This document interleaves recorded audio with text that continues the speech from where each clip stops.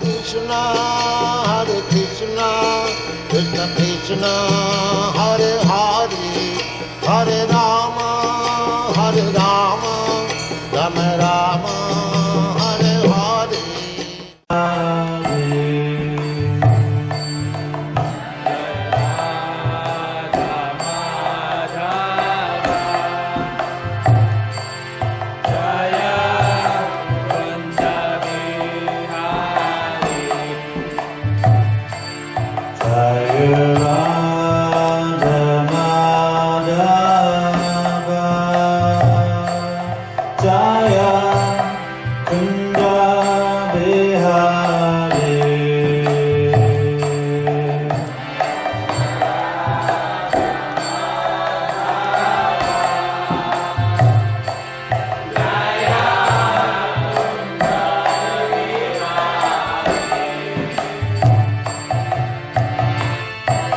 Caitanya Vallabha, Jaya Giridharadhare, Jaya Giridharadhare.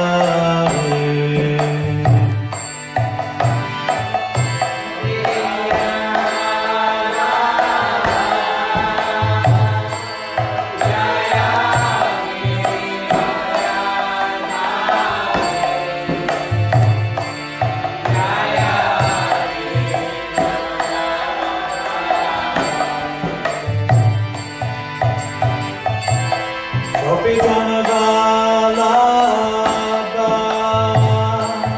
Jaya Giridharadhare, Jaya Giridharadhare.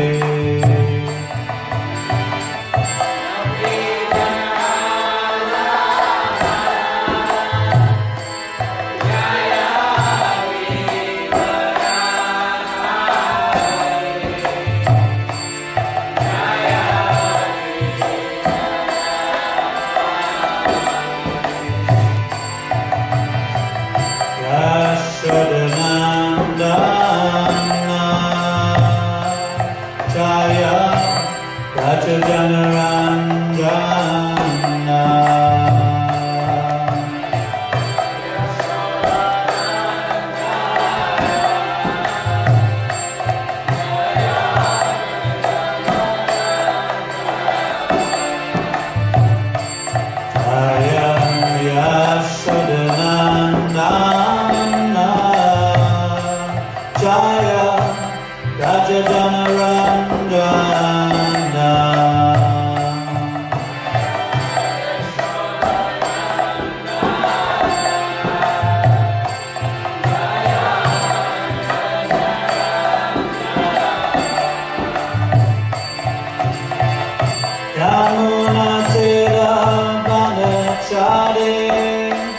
Jaya Kunda Bihare, Jaya Kunda Bihare.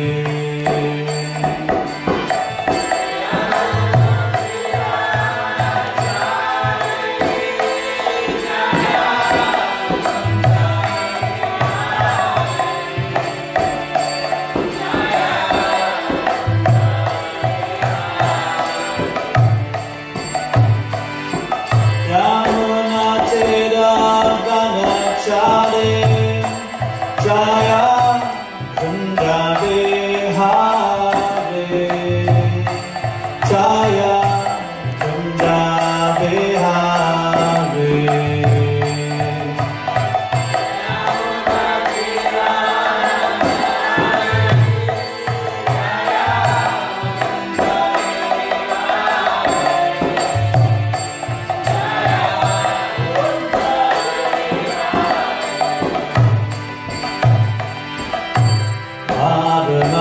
Madhava, Jaya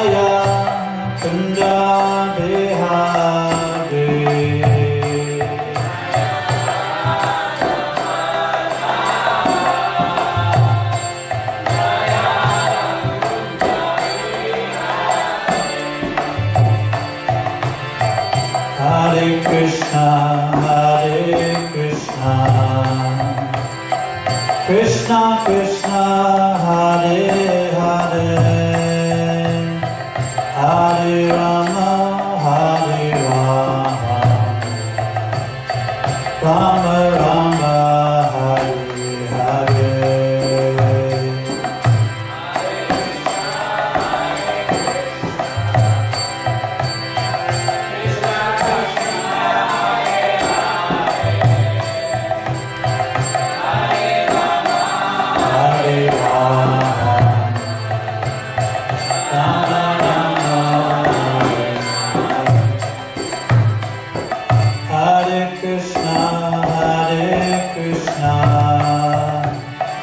Krishna Krishna, Hare Hare, Hare Rama, Rama Rama, Hare Hare.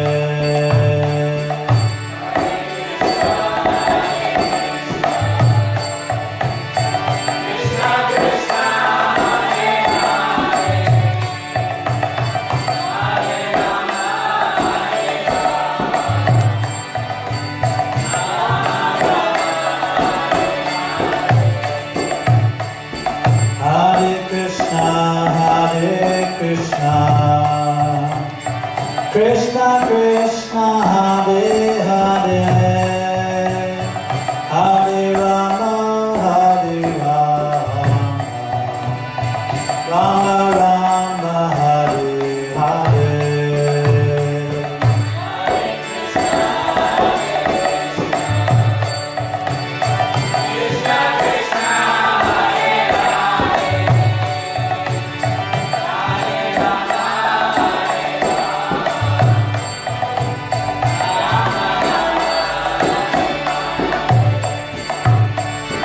Hare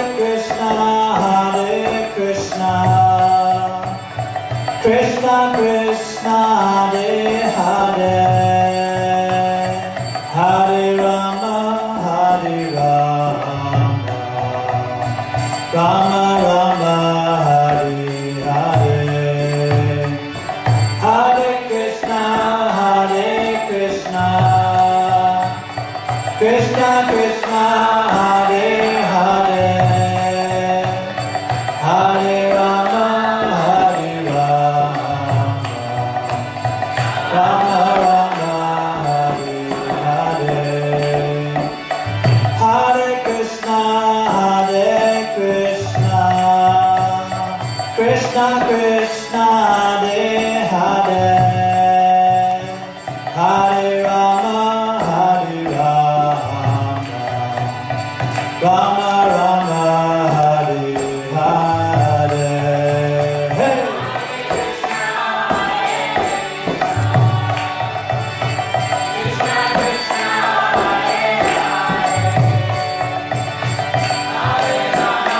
Hare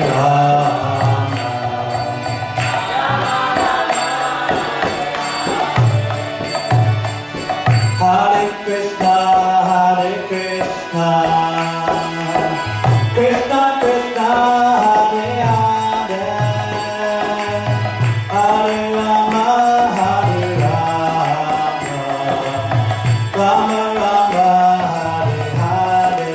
Everybody, Hare Krishna, Krishna.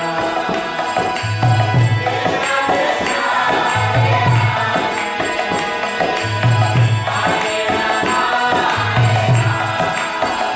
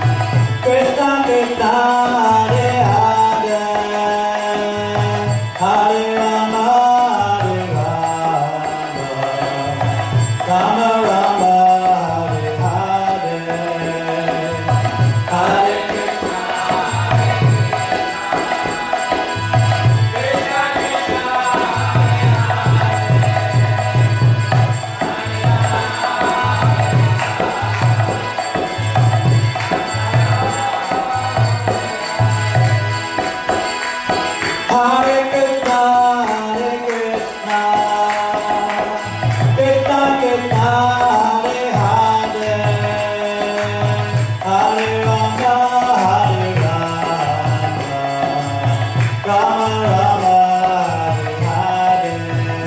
Hey, Hare Krishna,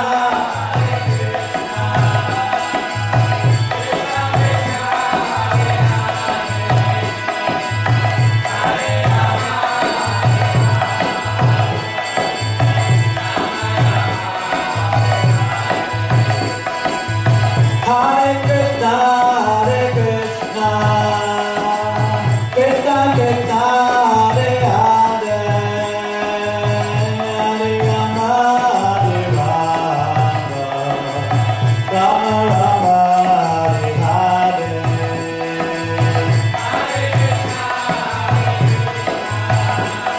Hare, Hare Rama, Hare Rama, Rama Rama, Hare Hare.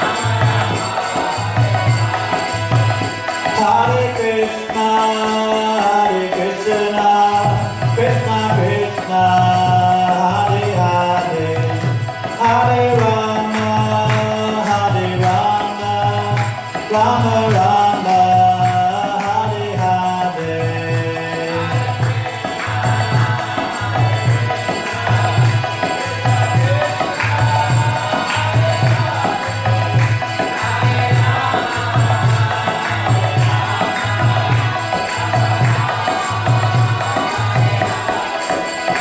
Hare Krishna, Hare Krishna, Krishna Krishna, Hare Hare, Hare Rama, Hare Rama, Rama Rama, Hare Hare.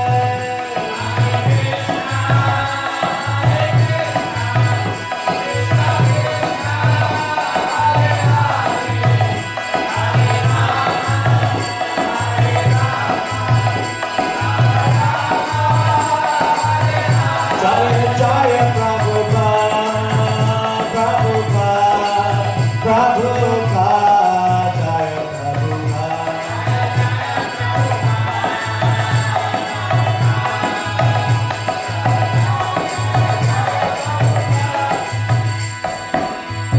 Srila Prabhupada ki, Shri Shri Panchatattva ki, Grantara Srimad Bhagavatam ki, Nitai Gaura Pranande.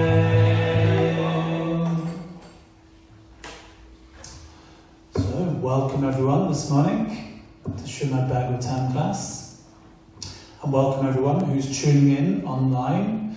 Please let us know you are listening online. Send a little message, say Hari Bol or Hare Krishna. Let us know you're there at home. And also, please, if you have any reflections or any questions, please also post those on the live stream, and we'll do our best to read out your reflections and answer your questions. Okay. Om Namo Bhagavate Vasudevaya.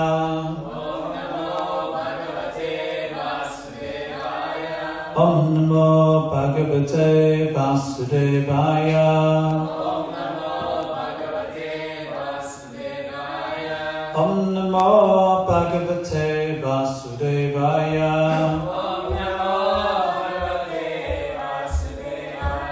So this morning we are reading from Canto 1, Chapter 3, Text 25. So you can find it on your smartphones, or if you're old school, you can get a book. Unfortunately, I wasn't able to connect to the television this morning. And if you don't have either a book or a smartphone, then make sure you are sitting next to someone who does. And if you can't do that, then here. We should be all ears. In the old days, everything was done by hearing. There was no books even. There was no smartphones. Everyone was Shrutida. They could remember just by hearing. So it's a good chance to practice our hearing. Okay. Ataso. Yuga.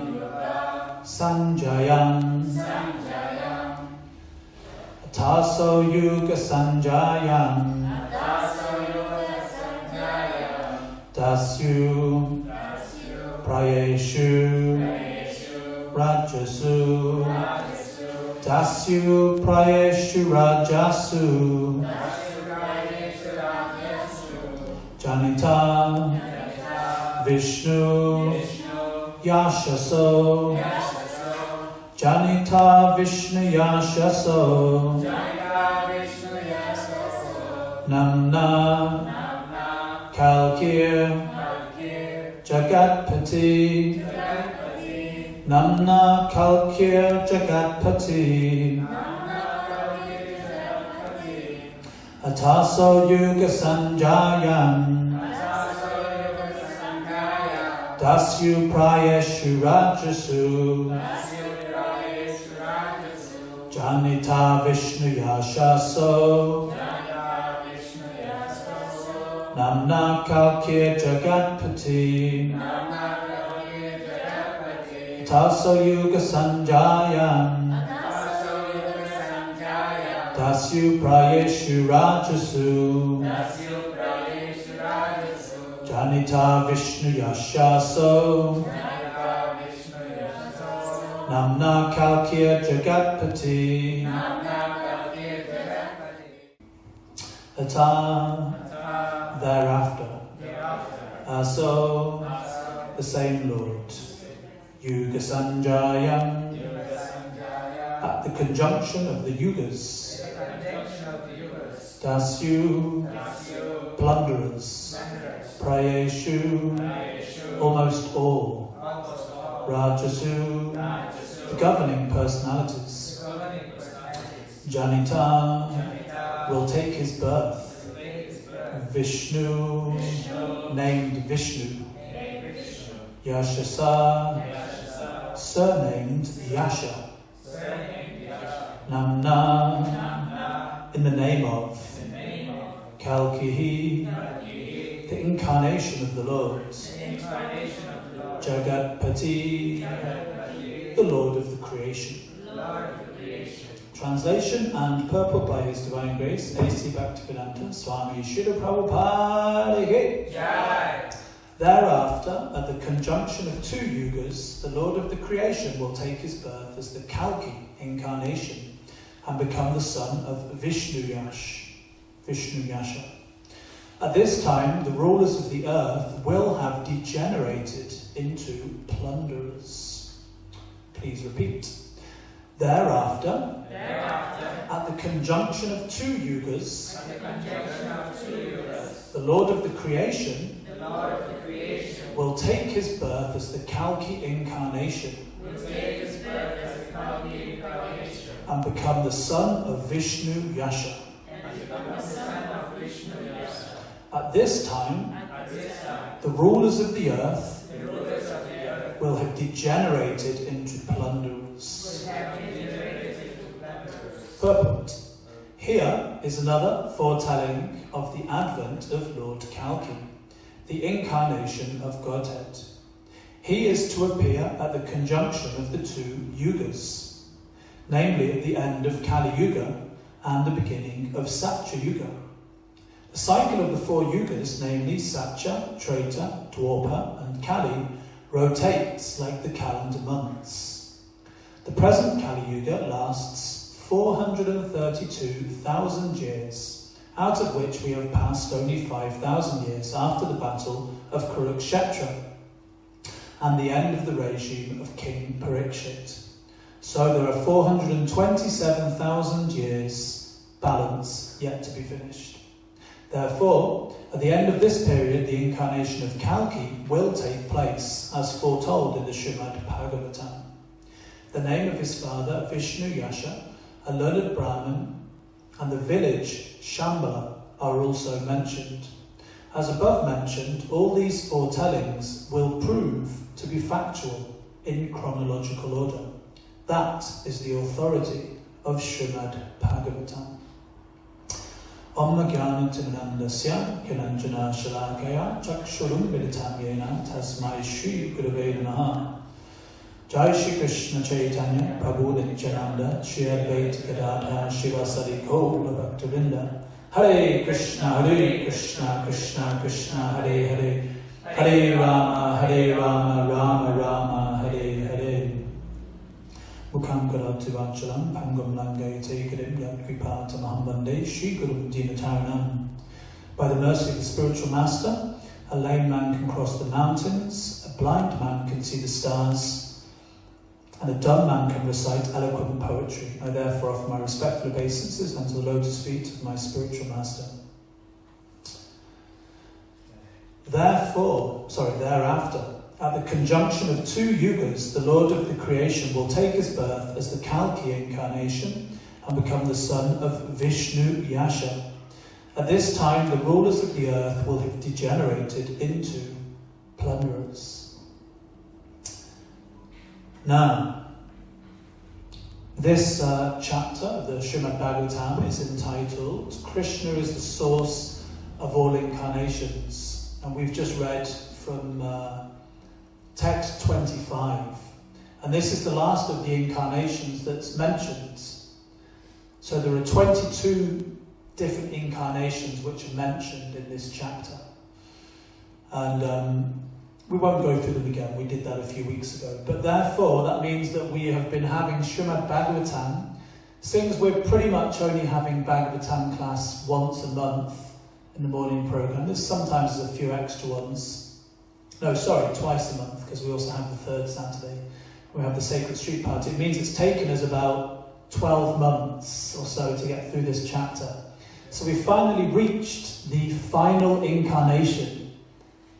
Dun, dun, dun, dun, dun. Kalki Avatar. Yes, so here's the 22nd incarnation that's mentioned. And Srila Prabhupada, of course, Lord Caitanya, he is not mentioned in the Shastras. He is known as Chana Avatar. Means he is hidden, or sometimes Gupta Avatar. Gupta, that's where the word Gopi comes from. Gupta means hidden. So Gopi also comes from that as the same derivative, meaning hidden. They keep their love for Krishna hidden. Yes, so Lord Chaitanya, he is also mentioned in the Shastras. He's mentioned, but he's mentioned indirectly in the 11th canto. Krishna Varnam Twisa Krishnam Sango Pangastrapashanam Yogyai Sankitanai Praya Yujantihi Sameda Shaha. He's only indirectly referred to, because of course Lord Chaitanya, whose appearance day we will be celebrating tomorrow, he doesn't come as an incarnation, he comes as a devotee. And in fact, when Lord Chaitanya's devotees, they would say to him, "Oh, you are the Supreme Lord. You know, you've descended to deliver fallen souls." He would put his fingers in his ears and he would say, "Vishnu, Vishnu, Vishnu." He didn't want to be disturbed because he was in the mood of a devotee. He was in the mood of the topmost devotee, Srimati Radharani, and he came to taste that love that Srimati Radharani, the topmost devotee who's experiencing the highest stages of Mahabhav, to experience that love for Krishna. Because it's described that Krishna, although he's the three O's. Do you know what the three O's are? So God, for someone to be God, it means they have to have the three O's. That means they have to be omnipresent, omnipotent, and omniscient. So omnipresent means God is present everywhere, within everything. Omnipotent means, or omnipotent, means he's all-powerful. And what was the last one? Omnipresent, omnipotent, and omniscient. Means he knows everything. He is Trikala Gyan. He's conscious of past, present, and future. So, gosh, how did we get onto that? Oh yes. So we were saying, although, oh gosh, I can't remember how I got onto that. Oh yes, that's right. So although Krishna is omniscient, thank you. Although Krishna is omniscient and he knows everything, there is one thing that he doesn't know. So therefore the pastime took place where Rukmini, she was with Krishna and she was massaging Krishna's lotus feet and she was laughing. And Krishna said, "What are you laughing at, Devi?" He's omniscient, but he doesn't know what she's laughing at. These are the pastimes. And she said, "Well, I'm laughing." "Oh, I can't tell you." And then she just kept on laughing. And Krishna said, "What are you laughing at? Tell me." And she tried again, and "Oh, I can't tell you, it's, you know." And he said, "Devi, tell me, what are you laughing at?" She said, "Well, I'm just laughing because there is something that I know that you do not know." And he said, "What are you talking about?" "I'm the three O's. I'm omnipotent, omnipresent, and omniscient. I know everything. I'm the Supreme Lord, knower of past, present, and future. There is nothing that exists, not even a blade of grass moves in this creation without my sanction." "What do you mean there's something that you know that I don't know? How can that be true?" She said, "Yes." She says, "I know what it is like to love you. I know what it is like to serve you. And I know the supreme pleasure, the supreme ananda, the supreme joy that comes in loving and serving you." So then Krishna, he said, "Then I must experience this. You say it is the greatest pleasure, so therefore I must experience this." So of course then Krishna appeared as Caitanya Mahaprabhu. Tomorrow we'll be finding out all about that. Sri Krishna, Radha Krishna, Sri Krishna Chaitanya, Radha Krishna Nahi Anya.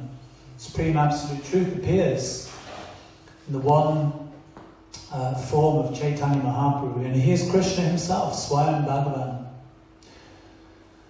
Anyway, we don't want to get on too much about Lord Chaitanya, we'll save that for tomorrow. Today we're talking about Kalki, but the point is that there's 22 incarnations mentioned in this particular chapter. And Srila Prabhupada, he says that the foretelling of Kalki is predicted in the Srimad Bhagavatam. Just like the previous verse, the prediction of Lord Buddha appearing, text 24. "Then, in the beginning of Kali Yuga, the Lord will appear as Lord Buddha, the son of Anjana, in the province of Gaya, just for the purpose of deluding those who are envious of the faithful theist." So interestingly, all the incarnations mentioned before Buddha and Kalki have already taken place. Srimad Bhagavatam was written down at the start of, it was spoken at the start of Kali Yuga. So, but Lord Buddha and Lord Kalki are predicted, they will be coming. So, Srimad Bhagavatam was written 5,000 years ago, or spoken 5,000 years ago. Buddha appeared roughly about 2,500 years ago. So therefore, it was predicting in 2,500 years, Buddha will appear. And not only saying that he will appear, but it also describes he's going to be the son of Anjana. Anjana's the mother or the father? Is that the mother or the father? The mother. So he's the son of Anjana in the province of Gaya. So it says, yes, the Lord will appear in this incarnation. He will be the son of this lady. He will appear in this province. And this is why he will appear. This is the authority of Srimad Bhagavatam. Lord Buddha will appear. And we now have that was the foresight, but now we have the hindsight to look back and say, yes, Lord Buddha did in fact appear. Exactly as Srimad Bhagavatam predicted. Therefore the Srimad Bhagavatam is the Amala Purana. Spotless Purana, there is no fault in Srimad Bhagavatam. So this should increase our faith. However, I wouldn't recommend that you wait around till the end of Kali Yuga to see if Lord Kalki is going to appear. We should take that on the authority of the Srimad Bhagavatam. But also understand that, Lord Buddha's appearance was correctly predicted. There are many persons throughout history who have tried to predict, what's going to happen in the future. Prophecies, soothsayers, prophets. One famous person is Nostradamus. Right? He made many different predictions. There was the Mayan calendar. You may remember a few years ago, 2012. people had studied the Mayan calendar, and it said it was the end of the last sun.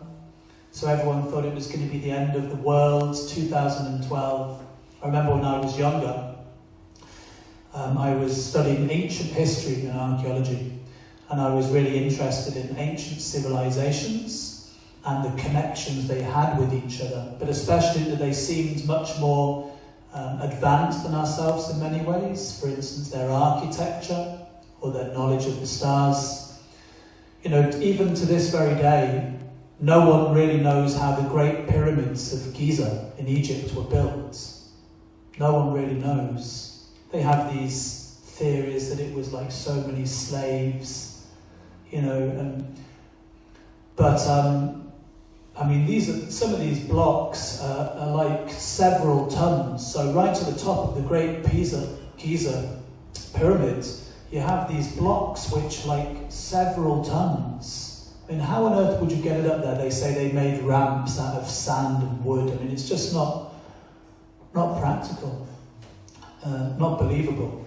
And not only that, they are put in place like with such precision, with no like cement, but just placed on top of each other. And then some parts you can't even get a piece of paper in there because the stone is cut so expertly. Of course, we understand that previously there was such things as subtle science. We have gross material science, which is working with the 5 gross elements: earth, water, fire, air, and ether. But previously there was knowledge of the subtle elements: mind, intelligence, and false ego.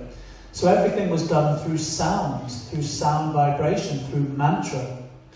I read one nice book by Deva Amrita Swami, and it's called In Search of Vedic India.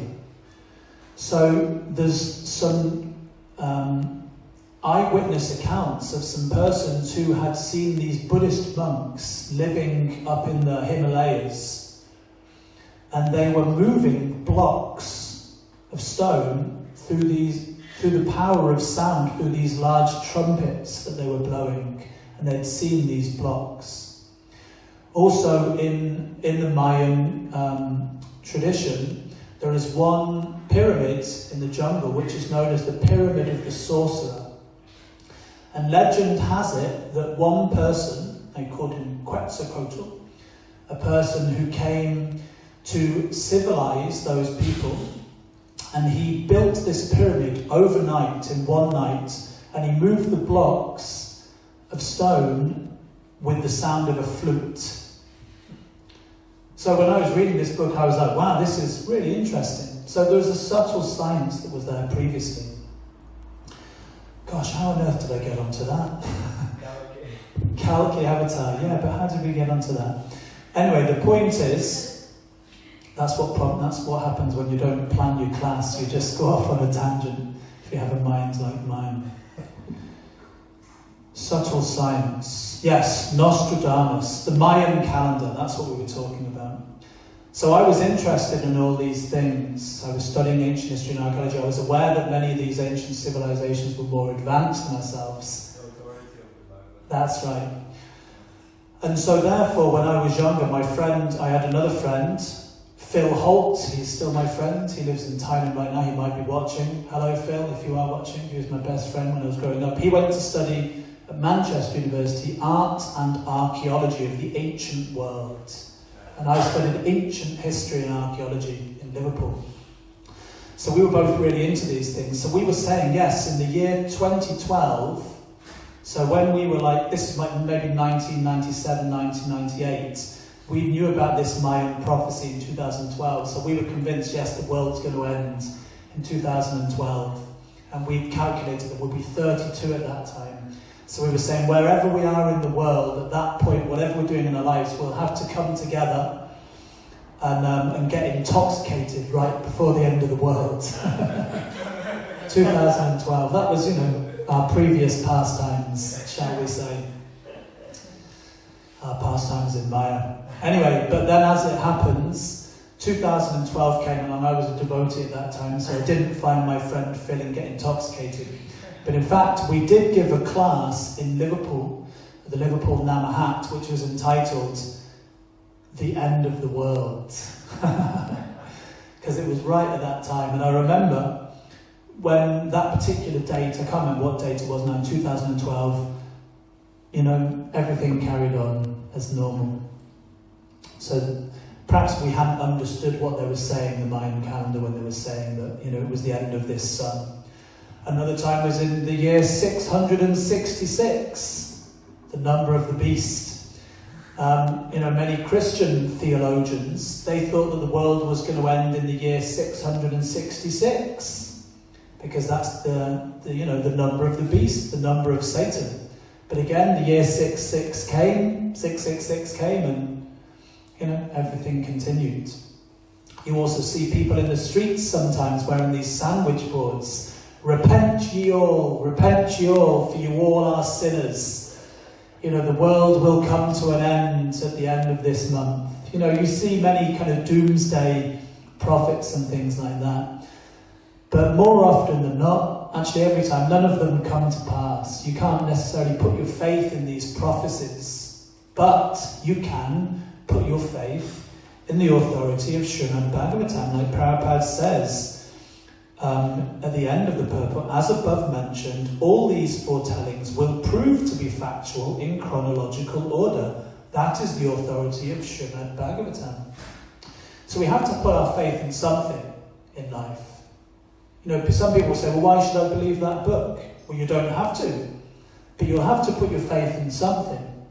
Either you put your faith in Srimad Bhagavatam, or you put your faith in the mundane scientists, or ultimately you put your faith in your own intelligence. Right? In other words, I think this is the way life is. I think this is what God is.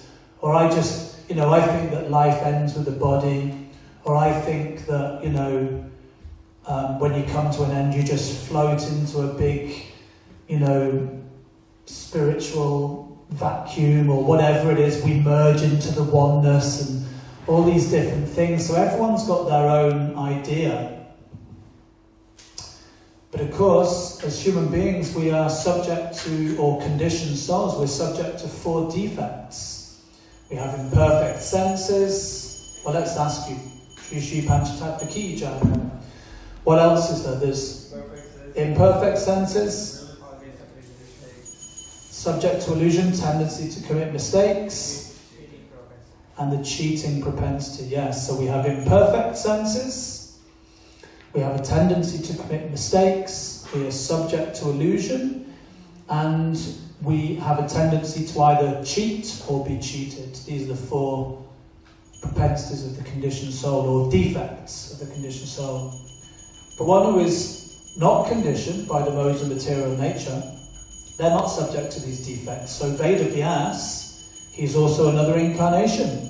He's the literary incarnation of Godhead. So he's given Srimad Bhagavatam. He's not subject to these 4 defects. And therefore whatever is there in the Srimad Bhagavatam is completely without any fault. So therefore we can place our faith in Srimad Bhagavatam. And by trying to apply the principles of Srimad Bhagavatam in our life, then we will experience that what is in there is correct. In fact, not even just trying to apply the principles, just by hearing Srimad Bhagavatam. We say this after every morning program, but at the end of the morning program, I just feel completely refreshed and revived in Krishna consciousness. I feel like even during japa this morning, at the first few rounds, my mind was meditating on things that I'd done wrong, or things that I'd said, or persons I'd offended, and it was just like, but I just kept on battling through with my japa, and by the end of japa, and then by the end of the kirtan, and then by the end of Srimad Bhagavatam class, and certainly if you haven't broken through by then, by the end of breakfast. At least when it gets to the end of breakfast, you definitely break through the clouds of Maya, the clouds of illusion. Why? Because in this morning program are the 5, the Pancha Anga, the 5 most important limbs of devotional service. The A, B, C, D, E. A, associating with devotees.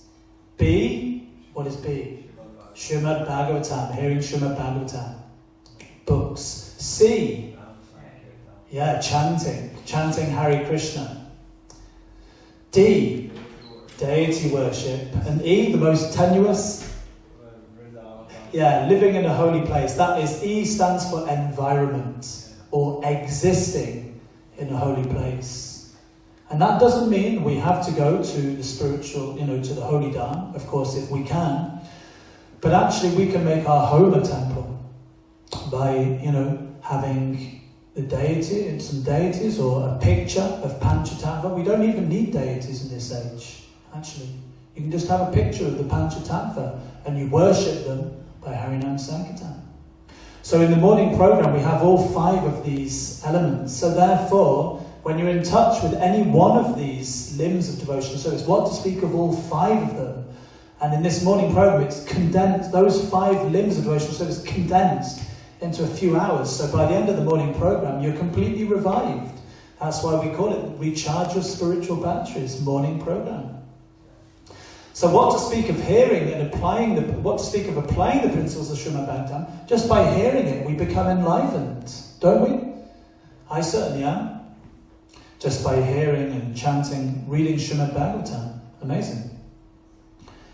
So, Kalki will come in the conjunction of 2 yugas. He will come at the end of Kali Yuga, of which 5,000 years have already passed. Prabhupada says there's still another 427,000 years in the balance.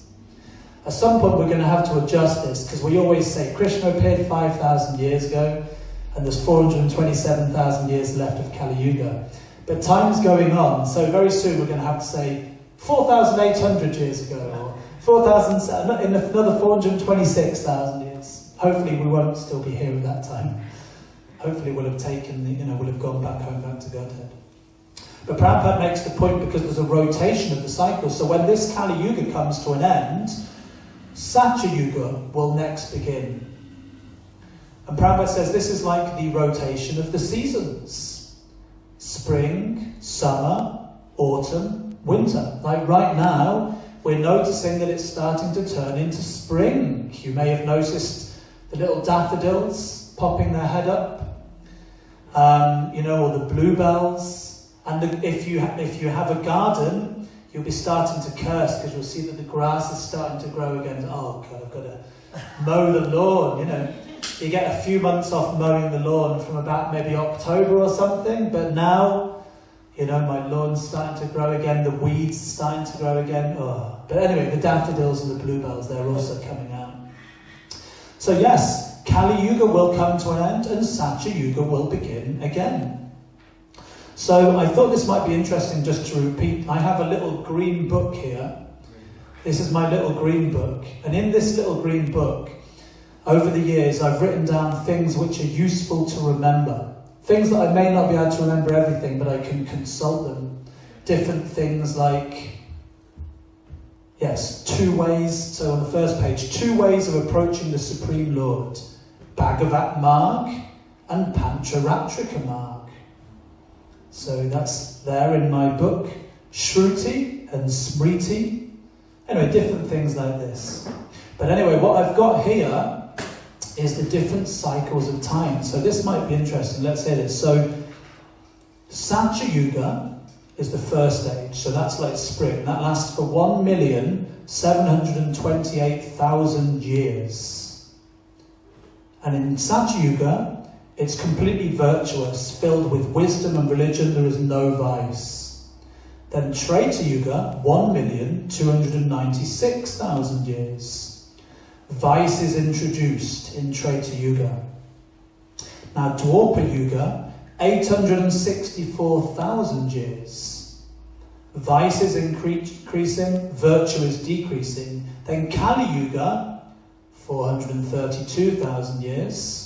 And is characterized by strife, ignorance, irreligion, and vice. Now, if you take all of those together, right, 4 yugas altogether, that is called a Divya Yuga. If you have the 4 yugas together, that's called a Divya Yuga. Now, if you take 1,000 Divya Yugas, that is known as a Kalpa. And that is one day of Lord Brahma. Now, if you take 100 years of Lord Brahma, that comes to 311 trillion, 40 billion years. And then there's different things, like 71 Divya Yugas is the duration of one Manvantara, which is one reign of Manu. 14 Manvantaras, that's one day of Brahma, 12 hours, not the night, that's just 12 hours of Lord Brahma. Interesting. Yeah, so a Divya Yuga is 4,320,000 years. And presently we're about halfway through Lord Brahma's life. Lord Brahma is like, he's about 50. He's like getting ready to take Vanaprast, sannyas. Lord Brahma, it's about halfway through. So therefore, at the end of this Kali Yuga, the world isn't going to come to an end, like these prophecies, but Satya Yuga will begin in another 427,000 years. Shri Shri Panchatattva Ki. So Prabhupada says that the present Kali Yuga lasts 432,000 years, out of which we have passed only 5,000 years after the battle of Kurukshetra and at the end of the regime of King Parikshit. So Kali Yuga began, there's a few different things which signified Kali Yuga beginning. So, of course, one of them is when Parikshit Maharaj was cursed by a Brahmin boy, the son of a Brahmin, Samika Rishi. Was he the Brahmin or was he the son? Anyway, we'll have to check that. Samika Rishi, I think it was, and then his son cursed Maharaj Parikshit. Anyway, we know the story. His son cursed. Well, I know it was the son that cursed, but I was wondering if the son was called Samika, or I think Samika was the father, Samika Rishi. Samika was the father. Thank you, confirmed. Yes, we got there between all of us. That's the beauty of being in the association of devotees. If we don't know something, we can ask someone who does. Yeah, so Samika Rishi, his son, cursed Parikshit Maharaj. Of course, Parikshit Maharaj, he didn't quite behave properly, but he was influenced by Yoga Maya, or if you like, he was covered over for that reason, so that Kali Yuga could begin. So Maharaj Parikshit, he was wandering through the forest, through the jungle, and he was very, very thirsty.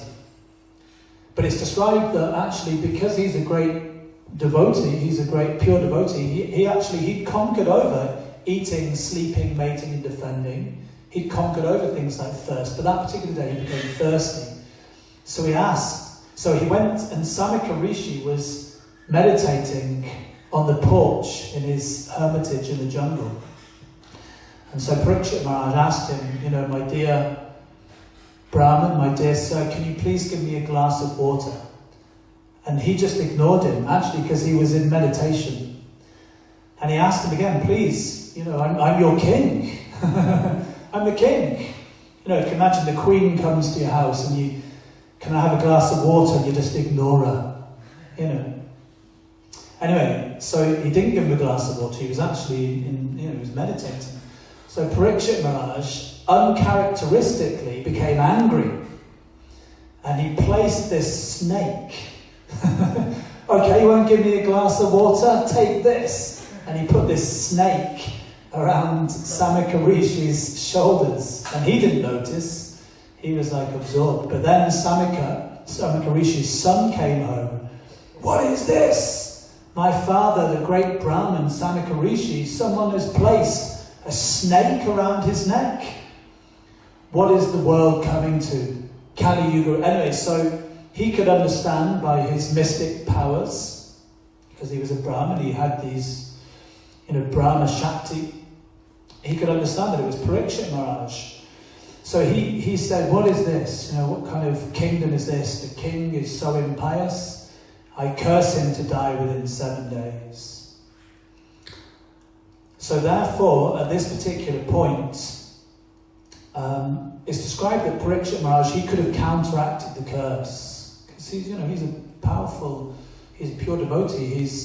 Krishna is Yogeshwar. He's master of all mystic potency. So the devotee is also master of all these yogic and mystic powers. He could have counteracted it, but he took it as Krishna's arrangement. But it's described that at this point, Kali Yuga crept in when a Brahmin had cursed a pure devotee. And then, of course, at the end of the battle of Kurukshetra, then you have Krishna going back to the spiritual world. That's spoken about in the 11th canto of Srimad Bhagavatam, the Mosala Leela, when Krishna and the whole Yadu dynasty perished and went back.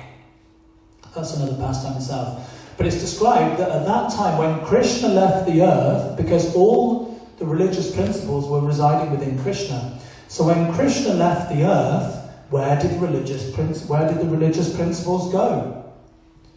Kali Yuga began when Krishna actually left.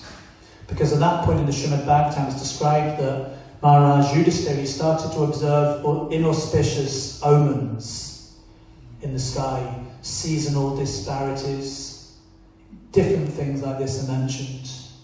Anyway, but in this very chapter, text 43, yes, Krishna swa dhammapagate dhamma jnana dibisaha kalo nasya drisham isha puranako denodita. This Bhagavat Purana is as brilliant as the sun, and it has arisen just after the departure of Lord Krishna to his own abode, accompanied by religion, knowledge, etc. Persons who have lost their vision due to the dense darkness of ignorance in the age of Kali shall get light from this Purana. So when Krishna left, all the religious principles took shelter of Srimad Bhagavatam. So this Bhagavat Purana is as brilliant as the sun. It has arisen just after the departure of Lord Krishna to his own abode, accompanied by religion, knowledge, etc. Persons who have lost their vision due to the dense darkness in the age of Kali shall get light from this Srimad Bhagavatam. So this is when Kali Yuga began. And there are symptoms of Kali Yuga, again, given in the Srimad Bhagavatam, because the Bhagavatam is the source of all authority. So we have 1:1:10. This verse sends shivers up the spine, describing Kali Yuga. For pure devotees, they don't want to. But of course, Kali Yuga is also glorified by the demigods. And it's glorified by the demigods because in this Kali Yuga, on the earth planet, Lord Caitanya has descended to propagate the Sankirtan movement. So one can go back to Godhead very easily. What is that? Kalaya doshana deya rajanas dieko mahangana kirtanat eva krishna sya mukta sangha param reject. In the age of Kali is an ocean of inauspiciousness.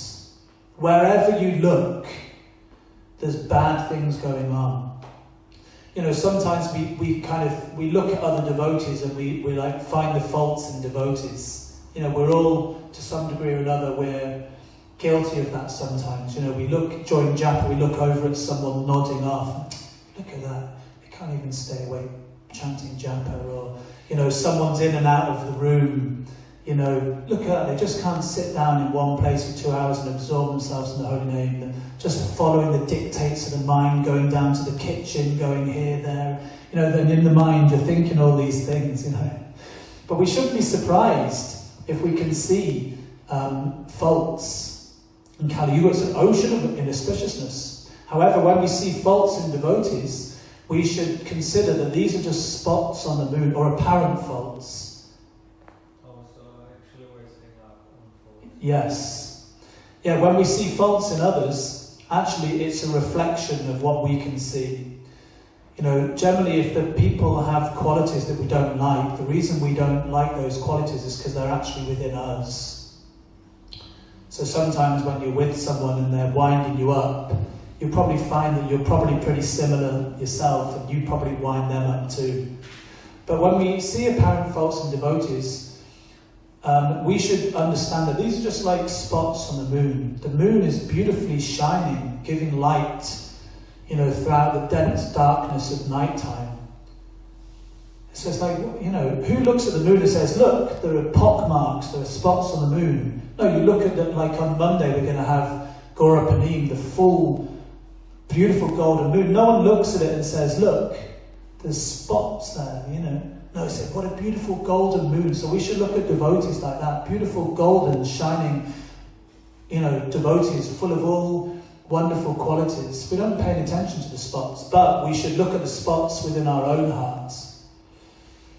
Be strict with ourselves and lenient with others. Like that. When you have one finger pointing at someone, then there's 3 fingers pointing at you. First, let he who is without sin cast the first stone. Anyway, so the qualities of Kali Yuga, here we go. O learned one, in this iron age of Kali, men have but short lives. They are quarrelsome, lazy, misguided, unlucky, and above all, always disturbed. So if you're feeling like that, you know you're in Kali Yuga. I'm definitely feeling like that. So we're just going to wind this up now. So Krishna, of course, appears. The purpose is given in the Srimad Bhagavad Gita. Paritranaya sadhunam vinashaya chatuskritam dharma samsthapanataya sambhavami yuge yuge. To deliver the pious and to annihilate the miscreants, as well as to re-establish the principles of religion. For this purpose I appear myself millennium after millennium. But the point is that Kalki appears because at the end of Kali Yuga, to deliver the pious have already gone. Actually, right now we're in a 10,000-year golden period. Take advantage now, because you don't know what's going to happen after 10,000. Well, we do actually, because it's predicted in the Srimad Bhagavatam. By the end of Kali Yuga, we won't mention them now because they're not nice things to think about. But there's all kinds of horrible things mentioned in the Srimad Bhagavatam as Kali Yuga progresses. What we can mention, one of them, for instance, it says that people will have offspring just to eat, because there'll be, it'll get so hot, there'll be no rain, so there'll be no cultivation of the land, and people will have children just to eat them. Okay, good appetizer. Yeah, that's just to put you in the right mood for breakfast. Yeah, I did say I wouldn't mention them, but anyway, they are there in the Bhagavatam. But the point is that at the end of Kali Yuga, there's no pious left. And there's no question of establishing religious principles. People are so sinful and degraded, Kalki just has to come along and whoosh, off with your heads. But the good thing is, if you do get your head chopped off by Kalki, then you're liberated, because he's the Supreme Lord. But again, as we said, we wouldn't recommend it. We would recommend, rather than taking, getting the association of Kalki, we would advise you take the advantage and the association of Sri Caitanya Mahaprabhu, the most merciful incarnation, who is appearing on Monday, and whose appearance we are celebrating tomorrow. So he's given a process of Shravanam Kirtanam, hearing, chanting, dancing and feasting. And it is said that this process is Susukam Kartanavyam, it's joyfully performed, it's blissful, Anandam Buddhivardhanam. So either you take advantage of this blissful process of Harinam Sankirtan, or if you're stubborn, you wait around till the end of Kali Yuga and you get your head chopped off. Which will it be? So that's a bit like saying, when the police arrest someone, they say, okay, you can either come quietly or we'll take you by force. Have you ever been arrested, Shresht? Good boy. Good boy. I was once arrested in Barnsley, actually, for putting up Garanga posters with one devotee at the end of a day's Sankirtan. We were trying to spread the Yugadharma. Anyway, that's a different story. But we did come quietly, actually. We were good boys. But anyway, they say either you can come quietly or we'll take you by force.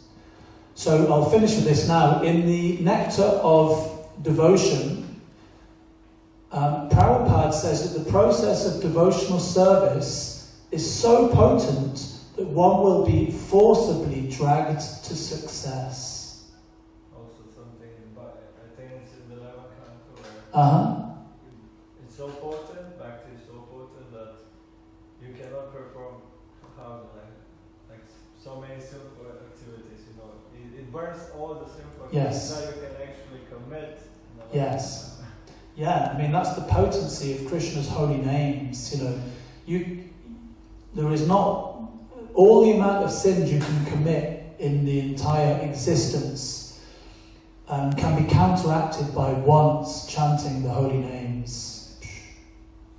So therefore, the potency of devotional service is so strong that one will be forcibly dragged to success. It's said that Lord Chaitanya's mercy acts automatically also. I really like that saying. That's in the Caitanya Vallabha. Lord Chaitanya's mercy acts automatically. In other words, he can't stop it.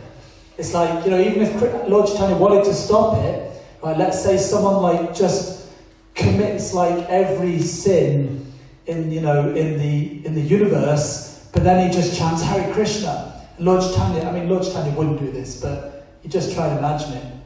This is what I think of when it's automatic. Lord Chaitanya's mercy is automatic. So, right, Lord Chaitanya's just about to punish that person for all these sins, even offending Vaishnavas, this or whatever. But then he goes, Hare Krishna, and Lord Chaitanya's like, I can't stop my mercy. It's automatic. It goes to him automatically. Lord Chaitanya can't stop it. So the point is, it's so potent one will be forcibly dragged to success, but rather than being forcibly dragged, rather than being taken by force, as the police say, come quietly. But for us, that doesn't, coming quietly means coming by singing Hare Krishna, Krishna Krishna, Hare Hare, Hare Rama, Rama Rama, Hare Hare. Grantaraj Srimad Bhagavatam ki, Srila Prabhupada ki, Nitai Gaur Pramanande. Hare Krishna, Krishna Krishna, Hare Hare, Hare